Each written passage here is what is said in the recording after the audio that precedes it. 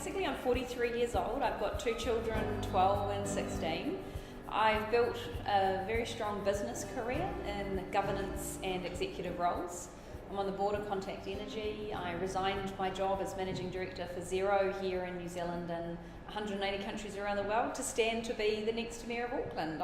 I believe that council needs a shake-up, and I believe a mix of experience across commercial, social enterprise, not-for-profit and government is what we need to move Auckland forwards.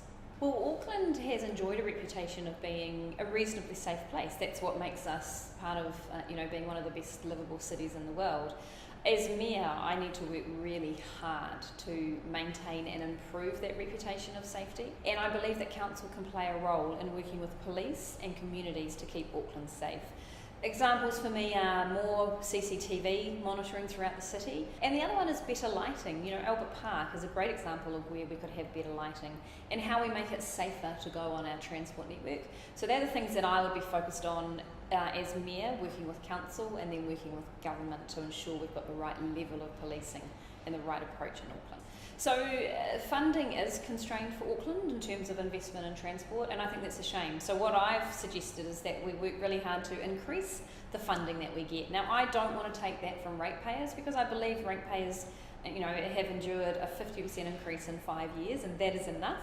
So how do you increase funding? One, the $60 billion we're already spending, we spend that better.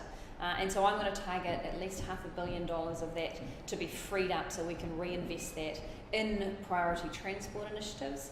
Many places around the world use public-private partnerships, and Australia, for example, Sydney, Melbourne, Brisbane do that heavily, and we're not doing that in Auckland. So how we can use public-private partnerships for the likes of this Central Rail Loop, big projects like that, so we don't have to rely on people's rates to pay for that. Also, working with the government is important, and I've certainly got my eyes on a big chunk of that $1 billion infrastructure fund. And if we get that and we spend that wisely, then I'm pretty confident there will be more money there.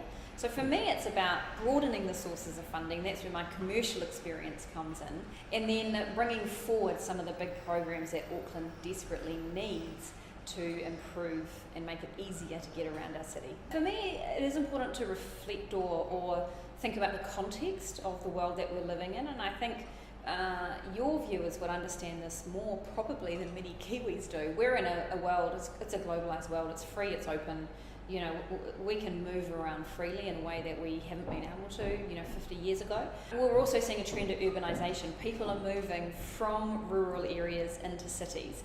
That's what's happening in Auckland, and actually in China. I was reading the other day, and they're expecting 250 million people to move into cities in the next 10 to 15 years, and you go, wow, that's amazing. And then you add on top of that the technology change. We're about to head into the fastest technology change we've ever seen in this planet. So that was why I stood, is understanding, being part of global businesses, I see this trend to urbanisation, and I've been in technology for 20 years.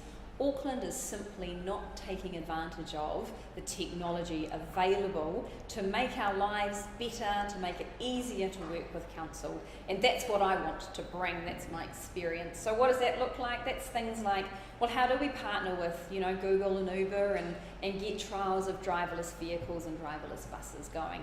How do we get sensors all through our water network so we can understand what's happening and who's polluting our water network?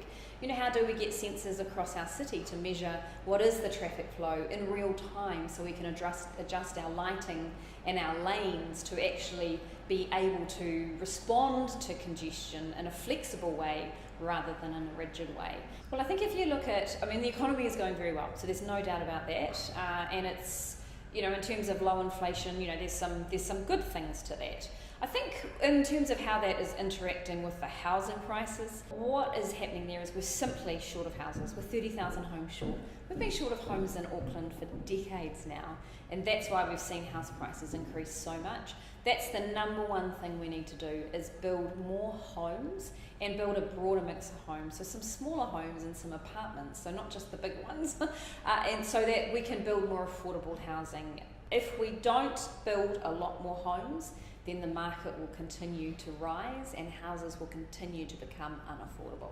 And then no matter how hard you work, because as you alluded to, there's many hard-working Chinese people, even they will not, when you're working really hard, you may not be able to buy a home. So it's so important that we build more homes to get our supply up and start to stabilise our prices. Well, I live in an apartment and I have to say I love it. And my 16-year-old daughter, who's been thinking about university and what she's going to do, and she's like, well, I'd love to have an apartment as my first home, Mum. I mean, apart from the fact she's not going to be able to afford anything else. I think the other thing that we'll probably start to see is people, whether it's young couples or young professionals, buying houses together. So instead of just one owner per house, we might start to see 2 or 3 people purchasing a home as a way to get into their first home. But actually what we really have to do is just build more homes. That's why the house prices are so high. We don't have enough supply of homes. Well, the first thing is that I have worked with both government and actually councils across New Zealand. So I'm very familiar with the political scene. And also I've worked really effectively with government, both National and Labour actually. So I come with an apolitical basis, and I think that's important rather than coming from a tribal political party. I am able to work with anybody, and I think that's really important in terms of putting Auckland's best foot forward, not a political agenda forwards. I think the second one is the economy is going really well in Auckland, and I've been a part of building markets and economies for a long time now. I know how that works.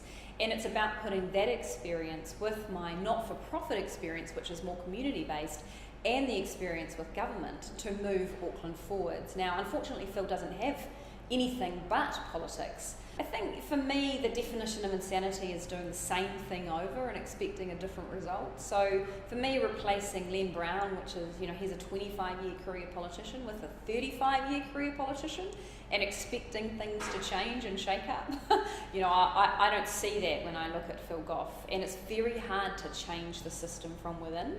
Most change comes from outside, where you have fresh ideas and you're not wed to the system. And so I think that's why a vote for me is a real vote for change, not just in terms of how do we get council spending under control, how do we bring fresh ideas to our city, and we're going to talk about a digital city, for example, but also how do you create a strong relationship with the government, not based off a political bias. Well, who you elect as mayor is really important for the future of where our city goes. It will set the tone for the type of city we have and the type of change we will get or we won't get in terms of someone who's the same as what we've had before. It's a big council, this super city, $60 billion spend, as I said, 11,500 staff. My view is instead of just picking somebody because you know their name, you need to research the candidates, because you need to elect people who have skills to lead and govern this really big organisation. At the moment, it's not going well. Rates are out of control, spend is too high, and we're wasting money, and we're not building the transport infrastructure we need, or the homes we need. So this is a really big decision for everybody in terms of the future of Auckland and where we go in the next decade. So I really encourage you to get out there and have your say.